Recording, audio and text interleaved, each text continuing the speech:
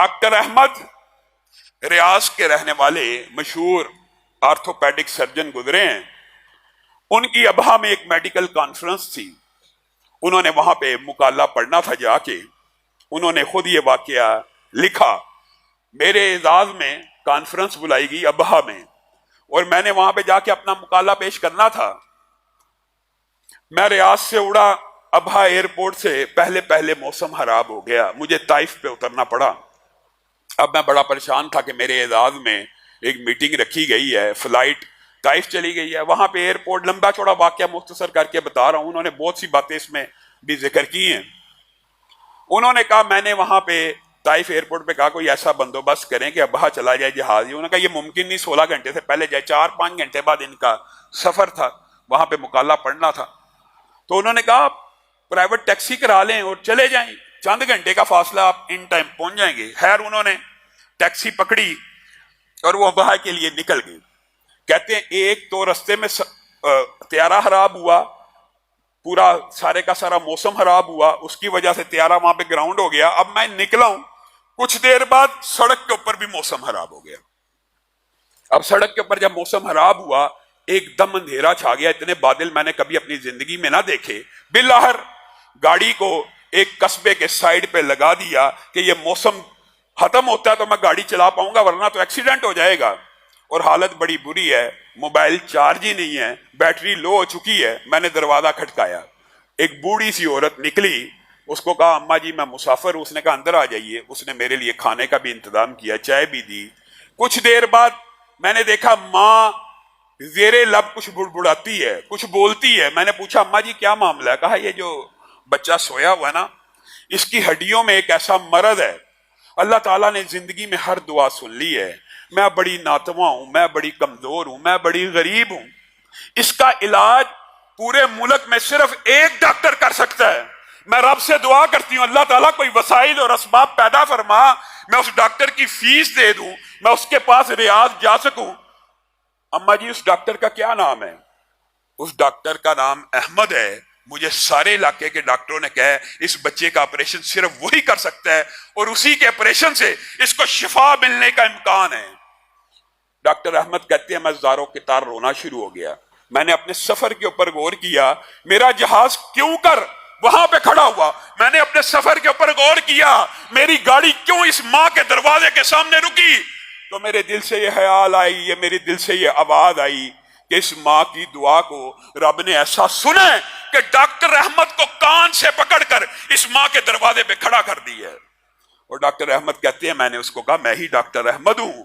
تو وہ عورت خوشی سے اللہ کے روبرو سجدے میں گر گئی اور کہنے لگی, اور یہ الفاظ تو انبیاء کے ہیں, وَلَمْ أَكُمْ بِدُعَائِكَ رَبِّي شَقِيًّا, اے اللہ کبھی ہم آپ سے دعا کرنے کے بعد, آپ سے مانگنے کے بعد محروم نہ رہے. کہتی اماں جی نے وہی الفاظ کہے, اللہ پوری زندگی جو بھی دعا کی آپ نے قبول کر لیا, آج ڈاکٹر کو بھی پکڑ کے میرے گھر پہ لے آئے. پھر ڈاکٹر نے اس بچے کا آپریشن کیا, اللہ تعالیٰ نے اس کو شفا دی. آپ دعا کو معمولی سمجھتے, انبیاء کی بات نہیں ہے, اولیاء کی بات نہیں ہے. اور دعا تو اللہ تعالیٰ کئی مرتبہ گناہ گاروں کے حق میں ایسی پوری کرتا ہے, آپ حیران رہ جائیں گے. میں امتیوں کی واقعات اس لیے سنا رہا ہوں کہ آپ نے انبیاء کے, اولیاء اور صلحاء کے واقعات تو سنے ہوئے ہیں, اور لیکن یہ باتیں لوگوں سے محو ہو جاتی ہیں. گناہ گار. اور میرے بھائیوں جب بھی دعا کیا کرو, اللہ کی قسم ایک کلیہ بھی بتا رہا ہوں, موضوع لمبا ہے, انشاءاللہ رات کے دروس میں اگر موقع ملا تو یہ تفصیل سے رکھیں گے. اگر تم چاہتے ہو تمہاری دعائیں قبول ہونا, تم اپنے بھائیوں کے لیے دعا کیا کرو, تم اپنے رشتہ داروں کے لیے دعا کیا کرو, اپنا دل بڑا کرو. اپنا دل ہی بڑا کرنے کی بات ہے. اللہ میرے فلاں بھائی کا مسئلہ حل کر دے, اللہ میرے فلاں دوست کا مسئلہ حل کر دے, اللہ میرے فلاں رشتہ دار کا مسئلہ حل کر دے. یہ دل بڑا کرو گے, آسمان سے ایک فرشتہ نازل ہوگا, وَلَكَ بِمِثْلِ ذَلِكَ, تیرے لیے بھی ایسے ہی ہے. جو دعا کرتے رہو گے آپ کے حق میں قبول ہوتی رہے گی, اور دعا گناہ گار کے حق میں بھی قبول ہوتی ہے اور گناہ گاروں کی بھی قبول ہوتی ہے. یہ واقعہ بیان کر کے اپنی بات کو ختم کروں گا. اسی طرح سعودیہ کا ایک شہری ہے, اس نے یہ واقعہ خود لکھا بھی اور انٹرویوز بھی دیے ٹی وی پہ آ کے, کہ مجھے ایک رات خواب آئی کہ اس نمبر پہ کال کرو اور اس بندے کو عمرہ کرواؤ. صحیح واقعہ. اس نمبر پہ کال کرو اور اس بندے کو عمرہ کراؤ.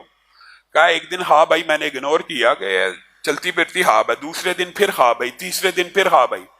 کہا میں حیران تھا, مجھے آج تک ایسی خواب نہیں آئی, نمبر بھی بتایا جاتا ہے. کہا میں نے بالآخر تیسری چوتھی مرتبہ کے بعد نمبر ڈائل کر دیا. نمبر ڈائل کیا, آگے سے ایک عربی بدو نے اٹھایا. میں نے اس کو کہا مجھے خواب آتی ہے کہ میں تجھے عمرہ کراؤں. اس نے کہا میں جب سے پیدا ہوں میں نے خانہ کعبہ نہیں دیکھا, چل فون رکھ. فون رکھ دیا. کہا میں علماء کے پاس, تعبیر والے معبرین کے پاس گیا, ان سے پوچھا یہ کیا معاملہ ہے. انہوں نے کہا یہ اللہ کا حکم ہے. خواب اللہ کی طرف سے بھی ہوتے ہیں اور شیطان کی طرف سے بھی ہوتے ہیں. جو روحانی خواب ہوتے ہیں معبرین کو ان کا پتہ چل جاتا ہے کہ یہ اللہ کا حکم ہے یا شیطان کی طرف سے ہے. کہا یہ اللہ کا حکم ہے, اس کو عمرہ کروا. کہا پھر میں اس بندے کے پیچھے پڑ گیا. وہ بندہ کہتا میں 50-60 سال سے سعودی عرب رہتا ہوں, میں نے آج تک خانہ کعبہ نہیں دیکھا, تو مجھے کہاں پہ عمرہ کرواتا ہے, چل بند کر. کہا باللہ ہر ایک دن مجھے کہنے لگا, میں بار بار اس کو کالیں کرتا رہا, اگر تو مجھے 5 سٹار پیکیج لے کے دے گا, وہاں پہ 5 سٹار ہوٹل ہوتے ہیں, یہ ہے میں نے سنا ہوا ایسے ایسے, یہ ساری فیسیلیٹیز دیتا ہے, مجھے یہاں سے گاڑی پک کرنے آئے گی میرے گھر کے باہر سے, یہ جو بھی اس نے خواہشات رکھی. کہا میں نے کہا سارا خرچہ میرے ذمے, تو بس ہاں کر, احرام پہن, میقات سے نیت کر. کہا گاڑی بھی بیچ دی, 5 سٹار کا انتظام بھی کر دیا. کہا پھر میں اس کے سمرا ہو گیا اور میں غور کرنے لگا اللہ تعالیٰ نے مجھے کیوں اس کو عمرہ کرانے کی ڈیوٹی لگائی ہے. کہتا ہے کہ بدو جو سگریٹ بھی پیتا ہے اور جس کی عادات بھی داڑھی کے بغیر ہے, اور کوئی حرکت بھی ایسی نہیں میں نے دیکھی کہ جس کی وجہ سے اس کا نام مجھے خواب میں آئے, سمجھ نہیں آئی. کہا عمرہ کر کے نکل گئے. تو نکلنے کے بعد جب دروازے پہ پہنچا تو کہنے لگا آج تک اللہ کا گھر تو نہیں تھا دیکھا, لیکن آج دیکھ لیا ہے تو دل کی کیفیت بدل گئی ہے, ذرا کچھ دیر آپ ویٹ کر سکتے ہیں, یہ ایکسٹرا میں آپ سے کچھ ٹائم مانگتا, مجھے 1-8 گھنٹہ دے دیجیے, میں رب کے سامنے سجدہ کرنا چاہتا ہوں. کہا جب اس نے یہ الفاظ کہے میرے دل کی کیفیات بدل گئی, میں نے جانا تھا فوری, لیکن میں نے کہا کر لے. کہا آدھا گھنٹہ ہو گیا سجدے میں پڑا تھا, پونا گھنٹہ ہو گیا سجدے میں پڑا تھا, میں پریشان ہو گیا, جا کے اٹھایا, روح پرواز کر چکی تھی. کہا پھر مجھے سمجھ آئی اللہ نے مجھے کیوں بھیجا, یہ بندہ یہاں پہ فوت کیوں ہوا حالت سجدہ میں اللہ کی بارگاہ میں. کہا میں اس کو لے کے آیا, اس کے غسل کا انتظام کیا, اس کے محلے میں پہنچا, اس کے علاقے میں پہنچا, بات پھیل گئی کہ فلاں ابن فلاں حالت سجدہ میں فوت ہو گیا خانہ کعبہ کے اندر. کہا میں نے اس کی بیوی سے اس کے حوال کا پتہ کیا, اس کے بچوں سے, مجھے ہر ایک نے یہی کہا کہ نماز بھی کبھی پڑھتا تھا کبھی نہیں تھا پڑھتا, گھر میں اکثر نمازیں پڑھا کرتا تھا, سگریٹ پیتا تھا, کبھی خانہ کعبہ نہیں گیا, کوئی خاص مسجد سے گہرا تعلق نہیں تھا. کہتا جب میں نکلنے لگا مجھے سمجھ نہیں آئی یہ سارا کا سارا واقعہ کیا ہے. کہا ایک عورت باپرد نے مجھے اشارہ کیا, ان کے گھر کے قریب سے گزر رہا تھا, اشارہ کیا رک جاؤ, مجھے پتا لگا تم لوگوں کے بارے میں اس کی سیرت کا پوچھتے ہو, میں تمہیں ایک بات بتاتی ہوں.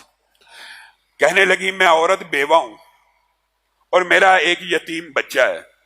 اس بندے کی کوئی خوبی ہو یا نہ ہو, لیکن ایک خوبی ایسی تھی, یہ اپنے گھر کے لیے تربوز لاتا تھا, سمولیاں جو برگر ٹائپ ہوتی ہیں عرب میں, روٹیاں, دہی, بوتل دودھ, جب بھی لے کے آتا تھا اپنے گھر کے لیے میرے گھر کے دروازے کے سامنے رکھ جاتا تھا کہ یہاں پہ ایک یتیم بچہ رہتا ہے. اللہ کی قسم اس بندے نے آج تک میری شکل کو بھی نہیں دیکھا, اس کی روٹین تھی, مجھے پتہ لگ جاتا تھا, میں دروازہ کھولتی تھی, وہ سامان اٹھا لیتی تھی, ہمارا گزر بسر چل جاتا تھا.